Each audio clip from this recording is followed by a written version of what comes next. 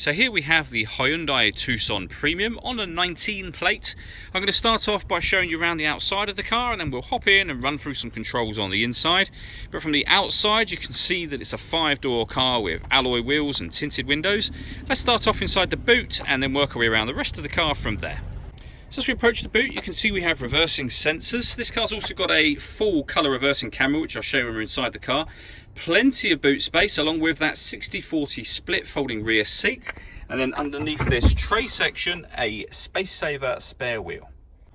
Just briefly before we climb in, I think it's while we're seeing the interior from this exterior point of view, there's plenty to run through on the dashboard. So let's hop in and we'll do that now. Okay, so now that we're inside the car, we're going to start with the dials. On the left-hand side, we have the rev counter, and on the right-hand side, the speedometer and fuel gauge.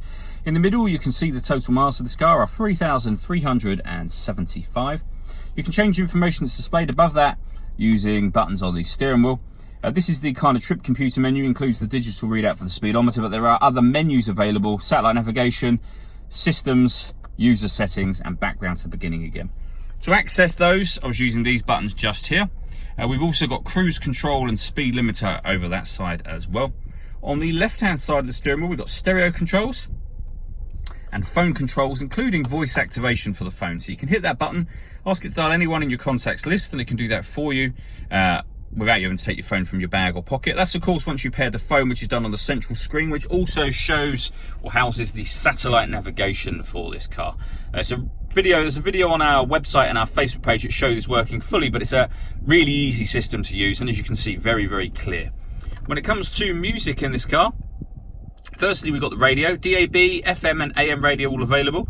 Nothing's connected media-wise at the moment, which it will show you just at the top, but you can connect up auxiliary input, USB device. You can stream your music wirelessly via Bluetooth audio if you wish to, and this car will also have, if we go to all menus, I'll show you, it will also have Android Auto and Apple CarPlay as well. So plenty of ways to listen to your music in this car. And on top of all of that, I mentioned the full colour reversing camera. You can see that there. It's got guidelines showing you what direction the car is headed in relation to the image that you see on the screen. Working our way down, we have dual zone climate control, so you can adjust the passenger and driver temperatures, the fan speed up and down. You can determine where you'd like the air to be distributed.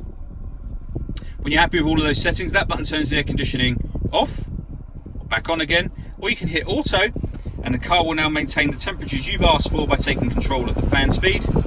You can override that whenever you wish to, and you can put it back on whatever setting in terms of the direction as well. This car's got heated driver, and over the other side there, passenger seat, both with 3 different heat settings each. We have 2 12-volt charging sockets, as well as the auxiliary and USB inputs. You can also charge your phone wirelessly on this pad. So if your phone supports wireless charging, pop it on there and it will charge, and a light will come on in here to let you know it's charging, and obviously your phone will also let you know that it's being charged as well. We have a 6-speed manual gearbox, and then finally to the right-hand side of that, these buttons here. So you can turn off the parking sensors. This one turns on the stop and start, so this car is designed to cut out when it's stationary in traffic to save you fuel. You can turn that off or on from here. This one turns on the downhill brake control, and this one puts the car in normal or sport mode. You'll know what you've done or what mode you put it in because it will show you up on here. So sport or normal for the steering, downhill brake control on or off. All that leaves me to say is thank you for taking the time to watch this video. If you'd like to come and see the car in person and have a test drive, please feel free to call any of our MJA sites. We'd love to hear from you soon.